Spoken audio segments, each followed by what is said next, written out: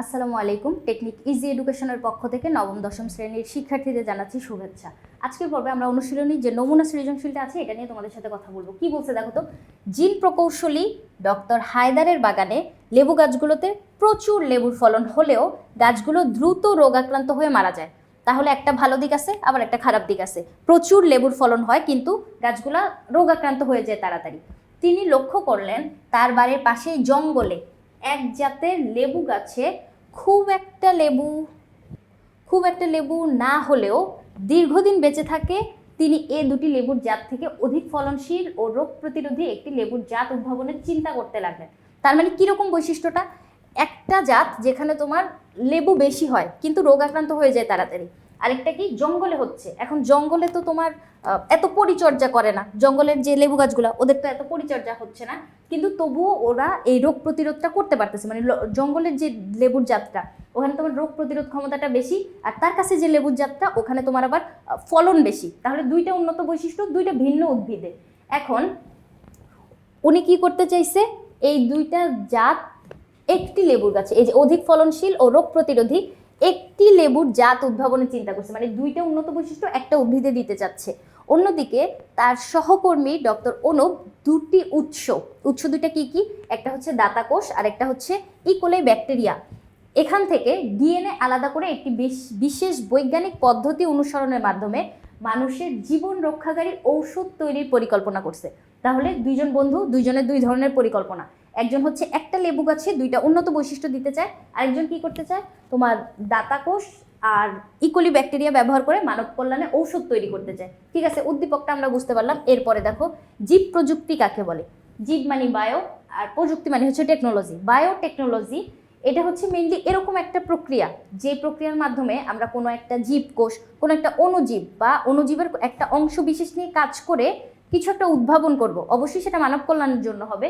এখন উদ্ভাবন যে জিনিসটা করব সেইটা, অথবা মানে উদ্ভাবনের যে উদ্দেশ্যটা অথবা প্রক্রিয়াজাতের মাধ্যমে যে উপজাত দ্রব্যগুলো পাচ্ছি ওগুলা কাজে লাগিয়ে মানে নতুন কিছু উদ্ভাবন করার যে প্রক্রিয়াটা, এটাই হচ্ছে আমাদের জীব প্রযুক্তি। তাহলে দেখো তো কি বলছে, যে প্রযুক্তি ব্যবহার করে কোনো একটা জীবকোষ, অণুজীব বা অণুজীবের অংশ, অণুজীব বলতে ধরো ব্যাকটেরিয়া আমরা নিলাম, ব্যাকটেরিয়াকে ব্যবহার করতে পারি। ব্যাকটেরিয়া পুরাটা না নিয়ে, অথবা ব্যাকটেরিয়ার যে গোলাকার ডিএনএটা থাকে, এই যে প্লাজমিড, এই প্লাজমিডটাও আমরা নিতে পারি। তাহলে এটা ব্যবহার করে নতুন কোনো বৈশিষ্ট্য সম্পন্ন জীব, ওদেরকে ব্যবহার করে আমরা একটা জীব তৈরি করব, যে জীবটার কাছে তোমার নতুন বৈশিষ্ট্য থাকবে।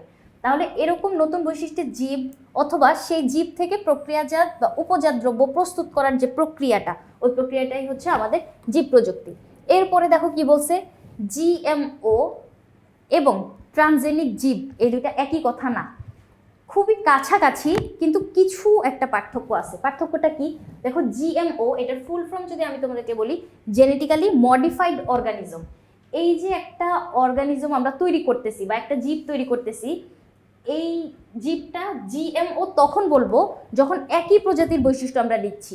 ধরো একটা উদ্ভিদ, একই প্রজাতির উদ্ভিদ, এই উদ্ভিদগুলা প্রকৃতিতে যখন একসাথে থাকতেছে, পরাগায়নের মাধ্যমে কিন্তু ওদের বৈশিষ্ট্যগুলো আদান প্রদান হইতে পারে। সেক্ষেত্রে অনেক কোটি কোটি বছর যাওয়ার পরে আমরা এই জৈব অভিব্যক্তিটা দেখতে পাবো প্রকৃতিতে, কিন্তু এটা অনেক হাজার বছরের ব্যবধানে। এই কথাটাই বলছে। দেখো, মানুষ হাজার হাজার বছর ধরে, অর্থাৎ জেনেটিক্সের নিয়ম আবিষ্কারের আগে থেকেই কৃত্রিম নির্বাচন প্রক্রিয়া জেনেটিক্যালি মডিফাইয়ের কাঙ্ক্ষিত বৈশিষ্ট্য সম্পন্ন নতুন জাত উদ্ভাবন করে আসছে। প্রকৃতিতেও এই প্রক্রিয়াটা চলতেছে। এই যে প্রকৃতিতে যখন এই প্রক্রিয়াটা চলে তখন আমরা এটা কি বলি, জৈব অভিব্যক্তি। মানে কোনো একটা প্রজাতির ভিতরে যে বৈশিষ্ট্যগুলা, একই প্রজাতির উদ্ভিদ ধরো, কিন্তু এই উদ্ভিদটা তোমার লবণাক্ত পরিবেশে টিকে থাকতে পারতেছে, মানে প্রজাতি একই। ধরো ধান গাছ ওখানে তোমার অতিরিক্ত পানিতে বা বন্যাতে মরে যাচ্ছে, আর অন্য একটা ধান গাছ যেটা বন্যার ভিতরেও তোমার একদম সুন্দরভাবে বেঁচে থাকতে পারতেছে। তাহলে এই যে প্রজাতির বৈশিষ্ট্যগুলা, এগুলো কিন্তু পরাগায়নের মাধ্যমে কিছু বছর পরে আমরা ওই বৈশিষ্ট্য ওইটাতে ট্রান্সফার হইতে দেখব। কিন্তু এই যে একই প্রজাতি ছাড়া ভিন্ন প্রজাতির ভিতরে যখন বৈশিষ্ট্যগুলো আমরা ট্রান্সফার করি, তখন ওইটাকে আমরা বলবো হচ্ছে ট্রান্সজেনিক জীব। দেখো, এই যে জৈব অভিব্যক্তিটা, এটা কৃত্রিমভাবে যখন করতে যাব তখন এটাকে আমরা বলবো জিএমও, জেনেটিক্যালি মডিফাইড অর্গানিজম। এখন এই জিএমও ছাড়া আরেকটা ওয়ার্ড আমাদের কি বলছে, ট্রান্সজেনিক জীব। ট্রান্সজেনিক জীবের ক্ষেত্রে আমরা কি দেখব, যাদের জিনোমে এমন এক বা একাধিক জিন ঢুকিয়ে দেওয়া হয়েছে যা অন্য কোনো প্রজাতি থেকে, দেখো অন্য কোনো প্রজাতি থেকে নিলাম, মানে সম্পূর্ণ ভিন্ন প্রজাতি থেকে যখন বৈশিষ্ট্যটা বা জিনোমটা এনে আমি প্রবেশ করাচ্ছি, তখন এটাকে আমরা বলবো হচ্ছে ট্রান্সজেনিক জীব। আর যখন নিজের প্রজাতি থেকেই নিচ্ছি বৈশিষ্ট্যটা, তখন এটাকে বলবো হচ্ছে আমাদের জিএমও। যেমন উদ্দীপকে ওই ব্যক্তিটা লেবু গাছের ক্ষেত্রে দুইটাই লেবু গাছ একই প্রজাতির, কিন্তু একটা তোমার রোগ প্রতিরোধ ক্ষমতা বেশি, আরেকটা রোগ প্রতিরোধ ক্ষমতা কম। এই যে এরকম একই প্রজাতির ভিতরে যখন আমরা মানে রোগ প্রতিরোধী যে জিনটা যখন নিয়ে আসতেছি, তখন ওইটাকে বলবো জিএমও, কারণ একই প্রজাতির ভিতরে হচ্ছে কনভার্ট করলাম। আর যদি ভিন্ন একটা অন্য একটা প্রজাতি থেকে নিয়ে আসতাম, সেক্ষেত্রে হয়তো ট্রান্সজেনিক। এটাই হচ্ছে পার্থক্যটা। তারপরে চলো আমরা গ নাম্বারটা দেখি কি বলছে। ডাক্তার হায়দার লেবু গাছের জাত উন্নয়নে কোন প্রকৌশল ব্যবহার করবে? উনি কি করছিল, দুইটা উন্নত বৈশিষ্ট্য একসাথে করার সিদ্ধান্ত নিয়েছিল, যেখানে একটা লেবু গাছের রোগ প্রতিরোধ ক্ষমতা বেশি আর একটা লেবু গাছের ফলন বেশি। তাহলে এই যে লেবু গাছের ভিতরে জাত উন্নয়নে যে কৌশলটা, এটা হচ্ছে আমাদের টিস্যু কালচার। এরকম একটা প্রক্রিয়া আছে, টিস্যু কালচার। এই প্রক্রিয়াটার মাধ্যমে আমরা উন্নত জাত তৈরি করতে পারতেছি। এখন এইখানে মেইনলি কি হয়, টিস্যু কালচার কেন নামটা, আমরা ছোট্ট একটা টিস্যু নিয়ে কাজটা শুরু করব এবং পূর্ণাঙ্গ একটা উদ্ভিদ তৈরি করে ফেলবো, এই জন্য এই প্রক্রিয়াটাকে টিস্যু কালচার বলা হয়। আমি এই জায়গায় দেখো বর্ণনা করি। একটা উদ্ভিদ নির্বাচন করলাম, এটা ধরো ওই উদ্ভিদটা, জঙ্গলে যে উদ্ভিদটা আছে লেবু গাছটা, ওই লেবু গাছের রোগ প্রতিরোধ ক্ষমতা বেশি। জঙ্গলে গাছটাকে কেউ পরিচর্যা করে না, তবুও সে মানে ভাইরাস ব্যাকটেরিয়া দ্বারা আক্রান্ত হচ্ছে না। তাহলে এরকম একটা মাতৃ উদ্ভিদ নির্বাচন করা লাগবে। এই যে মাতৃ উদ্ভিদটা, এই উদ্ভিদ থেকে তুমি ছোট্ট একটা অংশ বের করে নিয়ে নিবা। ছোট্ট অংশটা হইতে পারে তোমার পরাগরেণু, অথবা হইতে পারে পার্শ্বমুকুল, শীর্ষমুকুল, অথবা ভ্রূণমূল, ভ্রূণকাণ্ড, যে কোনো একটা ছোট্ট অংশ নিলাম। এই যে নিলাম, এই ছোট্ট যে অংশটাকে আমি বেছে নিছি, অবশ্যই তোমাকে ইনশিওর করতে হবে এই ছোট্ট অংশটা বিভাজন অক্ষম কিনা, এটা বিভাজিত হইতে পারে কিনা, এবং এটাতে রোগ জীবাণু থাকবে না, এতটুকু ইনশিওর করা লাগবে। এরপরে এই অংশটা দেখো আমি একটা কৌটোর ভিতর নিলাম। এই যে কৌটাটা, এটা কিন্তু যেন তেন কৌটা না, এখানে ভিতর আমি প্রয়োজনীয় কিছু হরমোন দিছি, উদ্ভিদের বৃদ্ধির জন্য যে হরমোনগুলো প্রয়োজন, সুক্রোজ দিছি, তারপরে হচ্ছে তোমার ভিটামিন, খনিজ লবণ দিছি, এবং এগার এগার দিয়ে জমাট বাঁধায় একটা মিডিয়াম তৈরি করছি। এই যে মিডিয়ামটা, এখানে ভিতর আমি এক্সপ্ল্যান্টটাকে স্থাপন করলাম। এবার পুষ্টি উপাদান পেয়ে এক্সপ্ল্যান্টটা দেখো বড় হয়ে গেছে, ক্যালাস তৈরি হইলো। ক্যালাস হচ্ছে টিস্যু মন্ড। এখানে কি তৈরি হইলো, আমার টিস্যু মন্ড তৈরি হইলো। তার মানে টিস্যুর একটা মানে কিছু অনেকগুলা কোষ মিলে একটা টিস্যু তৈরি হইলো। এখন এখান থেকে আমি পরিপুষ্ট কয়টা কোষ আলাদা করে নিব। এই যে নিলাম, এই কোষগুলা একসাথে যখন আমি মিডিয়ামের ভিতর দিলাম, মিডিয়ামে দেওয়ার আগে অবশ্যই তোমাকে খেয়াল রাখতে হবে তুমি জীবাণুমুক্ত করে নিছো কিনা। জীবাণুমুক্ত করার জন্য আমরা কিন্তু এটাকে অটোক্লেভ যন্ত্রের ভিতর দিতে পারি। অটোক্লেভ যন্ত্রের ভিতর তোমার 20 মিনিট ধরে 121 ডিগ্রি টেম্পারেচার তাপমাত্রায় যদি দিয়ে রাখি, সেক্ষেত্রে জীবাণু সব মরে যাবে। তারপরে দেখো এখানে কি তৈরি হচ্ছে, অণু চারা তৈরি হয়েছে। অণু মানে ছোট্ট, চারা মানে একটা চারা গাছ। কিন্তু খেয়াল করে দেখো এই অণু চারাটার কোনো শিকড় নাই, মূল নাই। এখন আমরা কি করব, মূল উৎপাদক মিডিয়ামের ভিতর দিব। মূল উৎপাদক মিডিয়ামের ভিতরে দেখো শিকড় তৈরি হয়েছে। এই যে দেখো শিকড় তৈরি হয়েছে। এখন আমি বলতে পারতেছি যে হ্যাঁ শিকড় আছে, তার মানে এই গাছটা প্রকৃতি থেকে নিজে নিজে পুষ্টি উপাদান শুষে নিতে পারবে। এতক্ষণ আমি যে কাজগুলো করছি এগুলো তো আমরা ল্যাবের ভিতর করতেছি, তাই না? এই যে ল্যাবের ভিতর তোমার কৃত্রিমভাবে এই জিনিসপাতিগুলো দিচ্ছি। সৃষ্টিকর্তা প্রকৃতিতে একটা জীবের বা একটা উদ্ভিদের বৃদ্ধির জন্য যত কিছু দিয়ে রাখছে, এখন আমার ল্যাবের ভিতর তো এত কিছু নাই, যার জন্য আমি এগুলা বাইরে থেকে নিয়ে কিনে আনতেছি, যার জন্য এই প্রক্রিয়াটা কিন্তু অনেক বেশি ব্যয়বহুল। এখন দেখো শিকড় তৈরি হয়েছে। এখন আমি ওকে মাঠ পর্যায়ে স্থাপন করে দিব, যে মাটিতে তুমি এখন একা একা নিজে পুষ্টিগুলো মাটি থেকে নিয়ে নাও, পরিবেশ থেকে নাও। তাহলে মাঠ পর্যায়ে স্থাপন করার পরে এই যে নতুন উদ্ভিদটা পাইলাম, এটা তোমার হুবহু মাতৃ উদ্ভিদের বৈশিষ্ট্য সম্পন্ন হবে। মাতৃ উদ্ভিদ বলতে ওই যে যেই উদ্ভিদ থেকে তুমি এক্সপ্ল্যান্টটা নিছিলা, ওই উদ্ভিদের বৈশিষ্ট্য সম্পন্ন হবে। তাহলে এই যে লেবু গাছটা তার কাছে আগে ছিল, উদ্দীপকের যেই প্রকৌশলটা ওনার কাছে আগে থেকে ছিল, ফলন বেশি হইতো। তার ভিতরে আমি আবার কি করলাম, এই যে রোগ প্রতিরোধী যে একটা চারা, এটা তৈরি করলাম। এখন এই দুইটা গাছ একসাথে যখন থাকতেছে, তখন কিন্তু আমরা জিনোম ট্রান্সফারের মাধ্যমে অথবা প্রকৃতিতে যখন পাশাপাশি যখন থাকতেছে, পরাগায়নের মাধ্যমে কিন্তু ওদের বৈশিষ্ট্যটা ট্রান্সফার হয়ে যেতে পারে। যেমন এই রোগ প্রতিরোধী যে জাতটা, এটা কিন্তু ওই যে ফলন বেশি হওয়া লেবু গাছটার কাছে চলে যেতে পারে। এখন এই যে দেখো প্রক্রিয়ার মাধ্যমে আমি যেই চারাটা তৈরি করলাম, এই চারায় এখন কি আছে, তোমার উন্নত বৈশিষ্ট্য আছে। উন্নত বৈশিষ্ট্যটা কি, রোগ প্রতিরোধী চারা তৈরি করা। এখন এই যে চারাটা, এখানে ভিতরে তুমি যদি আরও কিছু বৈশিষ্ট্য দিতে চাও, সেক্ষেত্রে ওইটা কি হয়ে যাবে, ট্রান্সজেনিক জীব বা জিনোম ট্রান্সফারের যে অংশটা, ওইখানে আমরা মানে বর্ণনা করতে পারবো। তাহলে লেবু গাছের জাত উন্নয়নে কোন কৌশল ব্যবহার করতে পারে? জাত উন্নয়নে টিস্যু কালচার ব্যবহার করতে পারে, এবং টিস্যু কালচার দিয়ে যখন সে চারাটা তৈরি করবে এরপরে সে কিন্তু জিন ট্রান্সফারের প্রক্রিয়াটাও সম্পন্ন করতে পারে। তাহলে এই যে দেখো আমি তোমাকে চিত্র থেকে যেই অংশটা বুঝাইলাম ওই অংশটা আমরা এভাবে ধাপে ধাপে বর্ণনা করব। দেখো বর্ণনাটা কীরকম হবে। সবার প্রথমে আমি কি করছিলাম, মাতৃ উদ্ভিদ নির্বাচন করছিলাম, এরপরে কালচার মিডিয়াম তৈরি করছিলাম, ওই যে জমাট বাঁধায় প্রয়োজনীয় জিনিসপাতি দিয়ে যে মিডিয়ামটা তৈরি করছি, এরপরে জীবাণুমুক্ত করার জন্য এই যে 20 মিনিট তোমার অটোক্লেভ যন্ত্রের ভিতর রাখছি, মূল উৎপাদক মিডিয়ামে রাখছি। এইসব কথাবার্তা আমরা ধাপে ধাপে বর্ণনা করব। যে কোনো একটা কাজ আমরা ধাপে ধাপে সম্পন্ন করি, সেক্ষেত্রে এই টিস্যু কালচার যে প্রক্রিয়াটা ডাক্তার হায়দার লেবু গাছের জাত উন্নয়নে এই টিস্যু কালচার প্রক্রিয়াটা যে সম্পন্ন করছে এটাও আমরা ধাপে ধাপে বর্ণনা করে দিব। এরপরে আসো কি বলছে, ডক্টর অনুপের গৃহীত পদ্ধতিটি ব্যাখ্যাপূর্বক মানব জীবনে এর উপযোগিতা ব্যাখ্যা করো, বিশ্লেষণ করো। এখন ডাক্তার অনুপ কি করছিল, ইকোলি ব্যাকটেরিয়া আর জীবকোষ এটা ব্যবহার করে নতুন একটা ঔষধ আবিষ্কার করতে চাইছিল, তাই না? তাহলে এই যে পদ্ধতিটা হচ্ছে আমাদের জিন ট্রান্সফার যে পদ্ধতি বা জিনোম ট্রান্সফার বলতে পারি আমরা। এখন এই প্রক্রিয়াটা ব্যাখ্যা করতে বলছে। প্রক্রিয়াটা ব্যাখ্যা করতে গেলে আমি তোমাকে এইখানটায়ও চিত্র এঁকে একটু বুঝাই। দেখো তো কী রকম হয়। সবার প্রথমে কি নিছিল উনি, একটা এশিরেশিয়া কোলি ব্যাকটেরিয়া নিছিল, তাই না? এখানে আমি চলো একটা ইকোলি ব্যাকটেরিয়া নেই। এই ইকোলি ব্যাকটেরিয়ার ভিতরে একটা বৃত্তাকার ডিএনএ থাকে আর কিছু পেঁচানো সুতার মতো ক্রোমাটিন থাকতেছে। এটা একটা ইকোলি ব্যাকটেরিয়া। আরেকটা জীবকোষ নিলাম, যে জীবকোষ থেকে আমি বৈশিষ্ট্যটা নিব। এই যে নিউক্লিয়াসের ভিতর তোমার বৈশিষ্ট্যগুলো আছে। এখন এখান থেকে বের করে নিয়ে আসবো ওর এই বৃত্তাকার ডিএনএটা। ব্যাকটেরিয়ার এই বৃত্তাকার ডিএনএকে বলা হয় প্লাজমিড। বৃত্তাকার ডিএনএটা নিয়ে আসলাম। এখানে এশিরেশিয়া কোলি নেওয়ার সুবিধা হচ্ছে এই যে ব্যাকটেরিয়াগুলা এটা কিন্তু স্ববিভাজনে সক্ষম, ওর নিজের অনুরূপ অনেকগুলা ব্যাকটেরিয়া তৈরি করতে পারে। এবং এই যে ওর আলাদা একটা ডিএনএ থাকে, মানে ডিএনএ যদি তুমি নিতে চাও সেক্ষেত্রে আমরা জানি ক্রোমোজোমের ভিতরে থাকতেছে, সেই ডিএনএ নেওয়া তো আরেকটু কষ্টকর। কিন্তু এখানে যেহেতু আলাদা একটা বৃত্তাকার ডিএনএ আছে ওইটা সহজে আমরা বের করে কাজ করে ফেলতে পারি।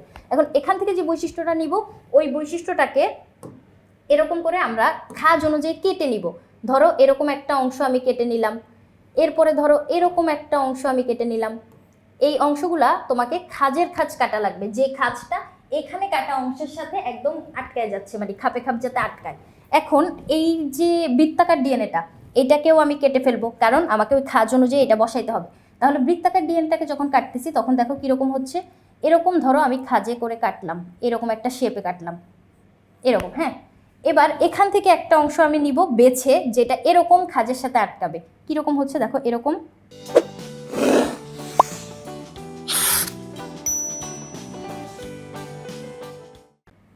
দেখো এই অংশটা এখানে আটকাবে। এখন আমি যে কেটে নিলাম, কাটার জন্য এই জায়গায় আমার রেস্ট্রিকশন এনজাইম কাজ করবে। কাটার জন্য কি এনজাইম ব্যবহার করব? Restriction enzyme. এই এনজাইম দ্বারা আমরা ছোট্ট জিনিসপাতি কাটতে পারতেছি। এখন এইটাকে আমরা কি করব? একসাথে জোড়া লাগাই দিব। এই যে জোড়া লাগানো বা গেঁথে দেওয়ার কাজটা করতেছি, এই প্রক্রিয়াটাকে বলা হচ্ছে গাঁথন প্রক্রিয়া। এখন গেঁথে দিলে কি হবে দেখো তো, এরকম একটা জিনিস আমরা পাবো না, যেখানে এই যে গোলাকার ডিএনএ, তার ভেতরে আবার কি আছে, তার ভেতরে এই খাপের খাপ আটকে আছে হচ্ছে আমার কাঙ্ক্ষিত যে বৈশিষ্ট্যটা। তাহলে আমি দেখো ডিএনএর ভেতরে কেটে আমার কাঙ্ক্ষিত বৈশিষ্ট্যটা দিয়ে দিলাম। এই যে এখন নতুন যে ডিএনএটা তৈরি হয়েছে এটাতে আমার কাঙ্ক্ষিত বৈশিষ্ট্যটা আছে। এখন আমি ব্যাকটেরিয়াকে আবার ওর ডিএনএটা দিয়ে দিব। আরে ব্যাকটেরিয়া, তোমার যে প্লাজমিডটা আমি নিয়ে নিয়েছিলাম, সরি নাও, তোমারটা তুমি নিয়ে যাও।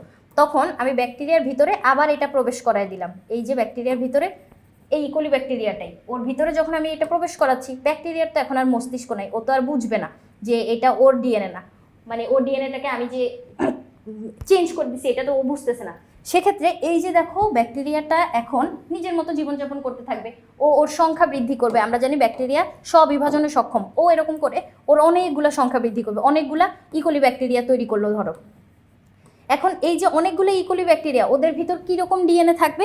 ওদের ভিতরে এই যে আমার এই কাঙ্ক্ষিত ডিএনএটার মতো ডিএনএ থাকবে। সেক্ষেত্রে আমি যা চাইছিলাম এরকম অনেকগুলো ডিএনএ তৈরি করতে পারলাম। এখন এই অনেকগুলো ডিএনএ আমি যে কোনো জায়গায় ব্যবহার করতে পারবো। এই বৈশিষ্ট্যটা আমি যে কোনো জীবে দিয়ে দিতে পারবো। সেক্ষেত্রে আমি নতুন বৈশিষ্ট্য সম্পন্ন জীব, জিএমও অথবা ট্রান্সজেনিক জীব তৈরি করতে পারতেছি। এই যে প্রক্রিয়াটা, এই প্রক্রিয়াটাই হচ্ছে আমাদের জিনোম ট্রান্সফার প্রক্রিয়া। সেক্ষেত্রে ব্যাকটেরিয়া এখানে আমাদের ভেক্টর হিসেবে কাজ করতেছে বা বাহক হিসেবে কাজ করতেছে।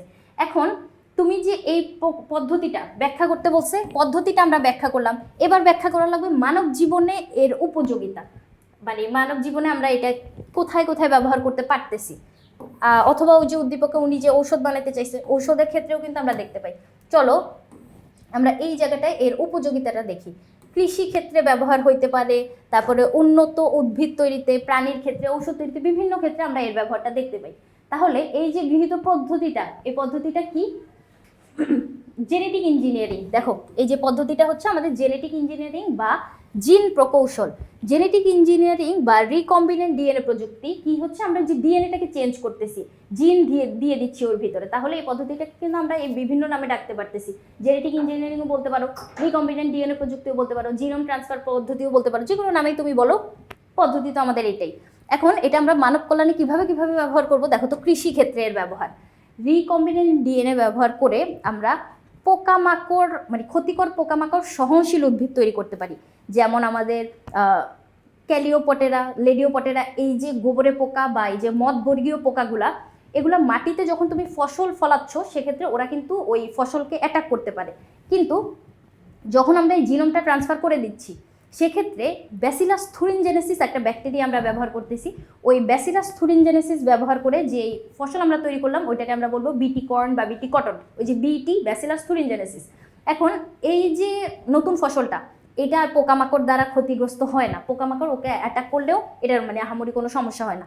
আবার দেখো বিভিন্ন ভাইরাস, টমেটোতে যে আক্রান্ত করে, টমেটো মোজাইক ভাইরাস, তারপরে পাটে আক্রান্ত করে টোবাকো মোজাইক ভাইরাস, তারপরে তোমার পেঁপের যে গোল গোল দাগ হয়ে যায় পেঁপের উপরে, ওটাকে আমরা বলি পাপায়া রিং স্পট ভাইরাস। এই যে ভাইরাসগুলা আমার ফসলকে আক্রমণ করতেছে, তখন আমরা ভাইরাস প্রতিরোধী জাতও কিন্তু আবিষ্কার করতে পারি, যার জন্য এই ভাইরাসগুলো যখন আক্রমণ করবে তখন আমার ফসলের কোনো ক্ষতি হবে না।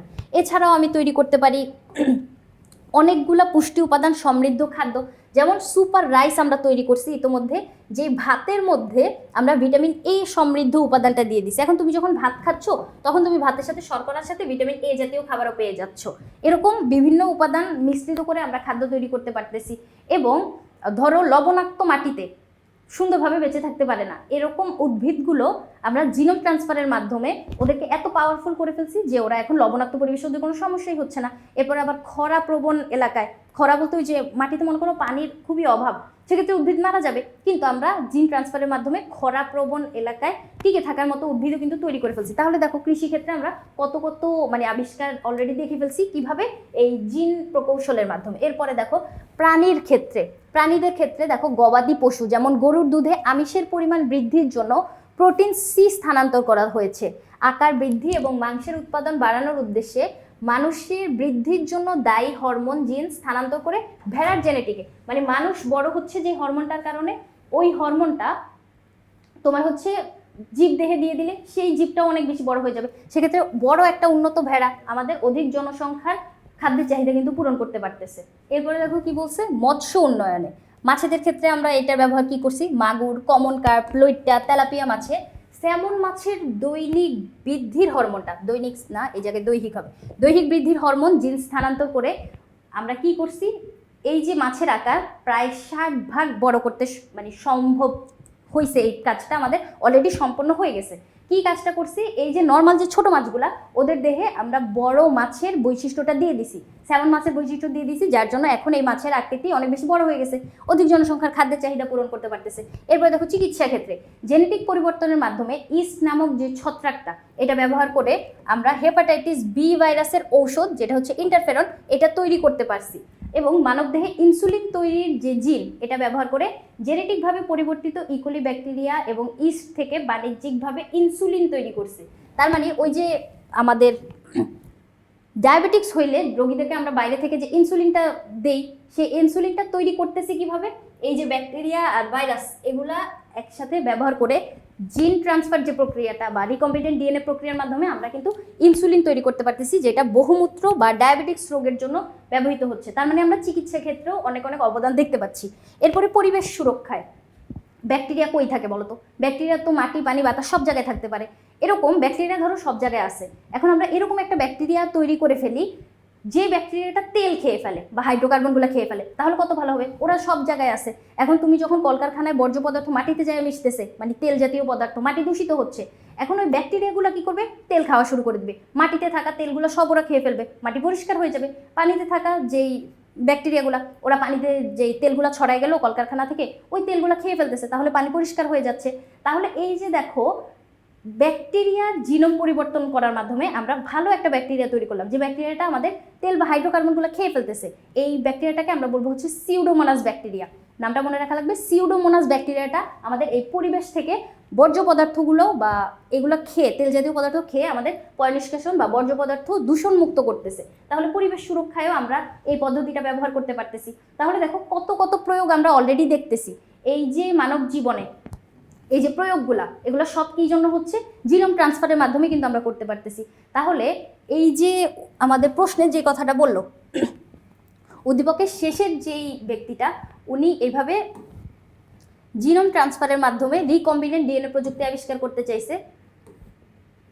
যেই প্রযুক্তিটা আমরা অলরেডি অনেক অনেক ব্যবহার দেখতে পাইতেছি। এখন ওর উপযোগিতা হচ্ছে এগুলাই সুন্দর করে রিপ্রেজেন্ট করে দিবা।